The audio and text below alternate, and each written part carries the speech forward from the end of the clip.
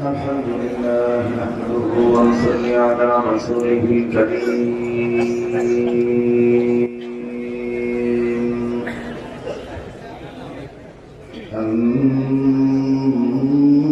أما بعد فأعوذ بالله من الشيطان الرجيم بسم الله الرحمن الرحيم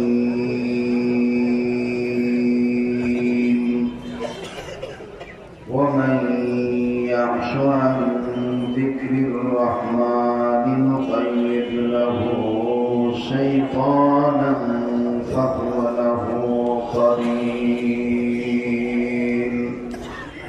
صدق الله مولانا العظيم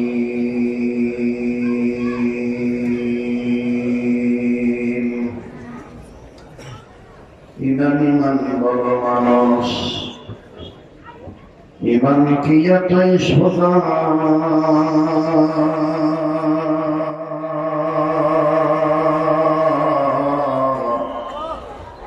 ইমানদার কি কখনো বহে বামপন্থীদের বোঝা ইমান বড় মানুষ ইমান কি এতই সোজা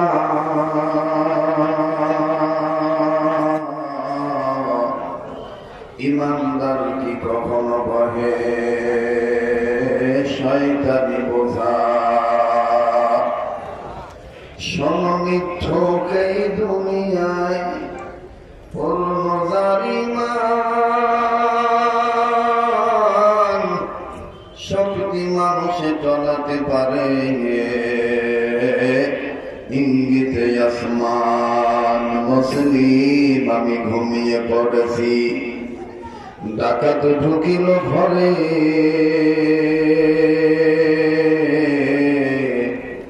বেঈমানের আমাদের ইমান লুটে নিয়ে গেল দেখি নাই খেয়াল করে মুসলিম মোরা ঝিমিয়ে পড়েছি বিবেকে ঝুলছে তালা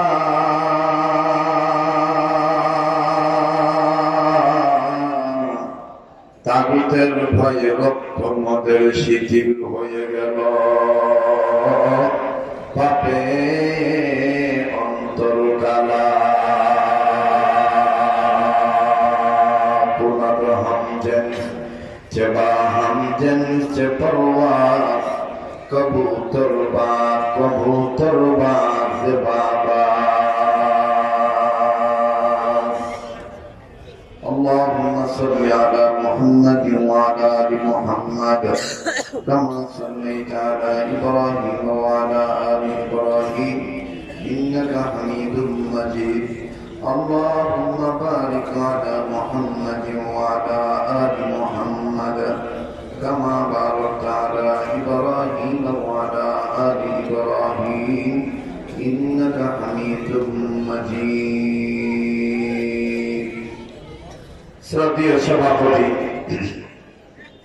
আমন্ত্রিত যোগ্য বুজুর্গ হযরত উলামায়ে কেরাম কওমি মাদ্রাসা আঞ্চলিক শিক্ষা বোর্ড সমাজের উদ্যোগে ঐতিহাসিক ইসলামী মহাসম্মেলনে প্রাণ শ্রদ্ধেয়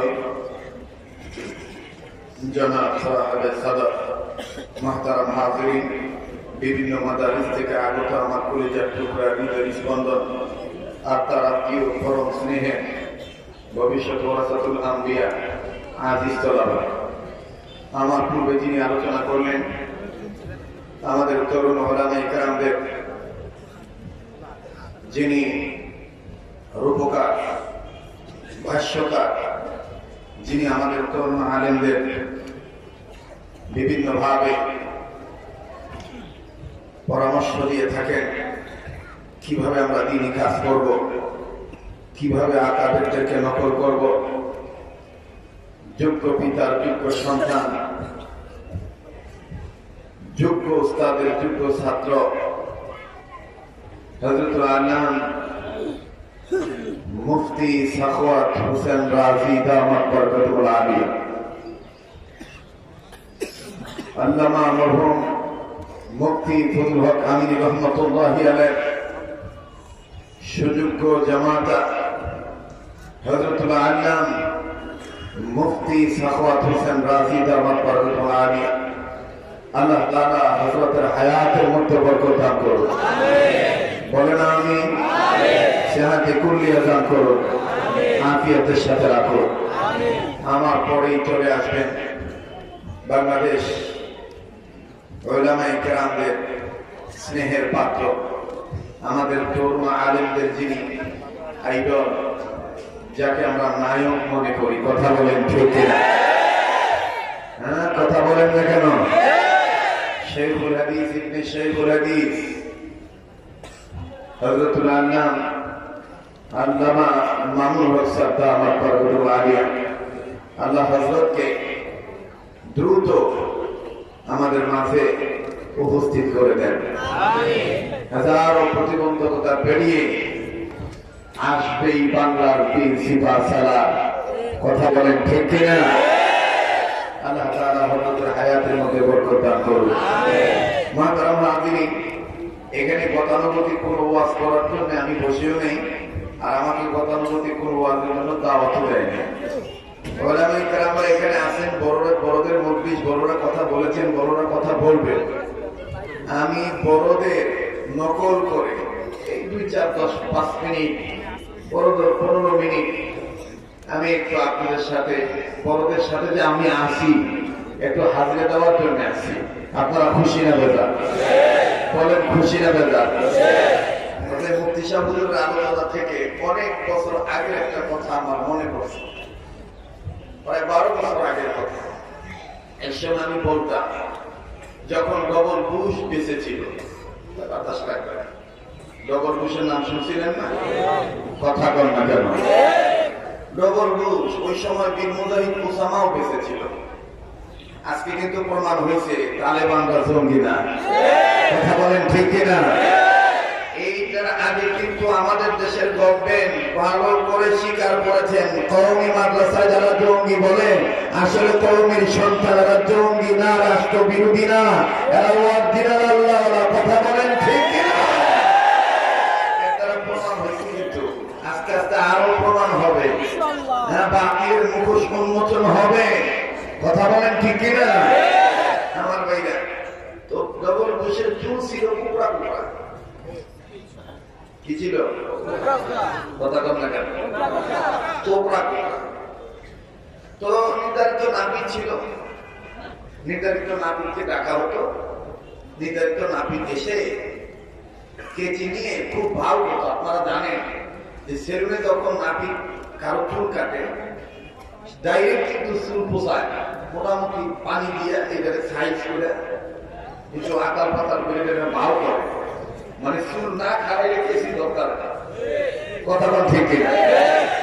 এই ব্যাটা নাপিত খুব চিন্তা করে গেছে, বুশের এই যে চুল হুইয়া বসে, এই বুতুনে চুল উড়ে উঠে কোন কিছু খুঁজে পায়।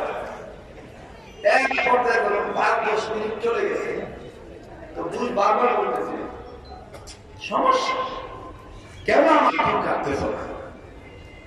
আমার ভাইরা, নাপিত বেটা এতক্ষণে বলছে, বুঝতে পারছি সারের চুল কি করে খারাইব, এই বুতুনে চুল কি করে খারাইব, এতক্ষণে আমার মাথা চাইছে। এবার এই নাপিত বুশের কানের কাছে ডাইন কানে মুখ লাগাই বলতেছে, উসামা উসামা উসামা। যেই কইছে উসামা, বুশের বুতুনে চুল কট করে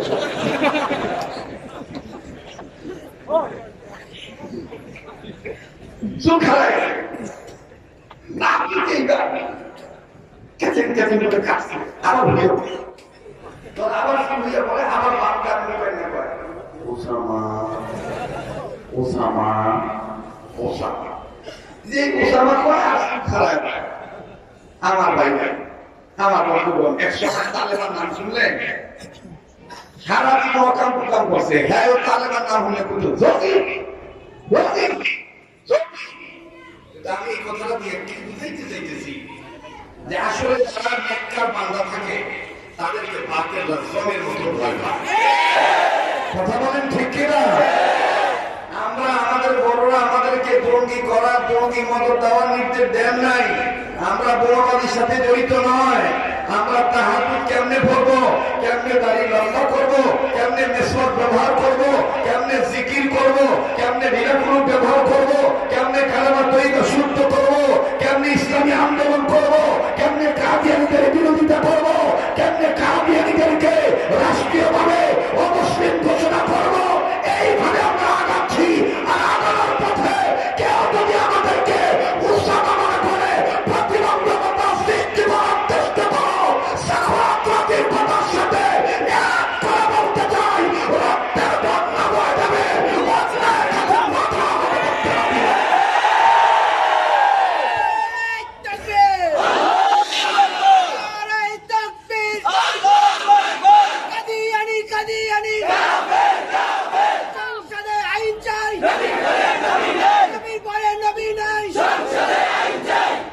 ভাই রহমান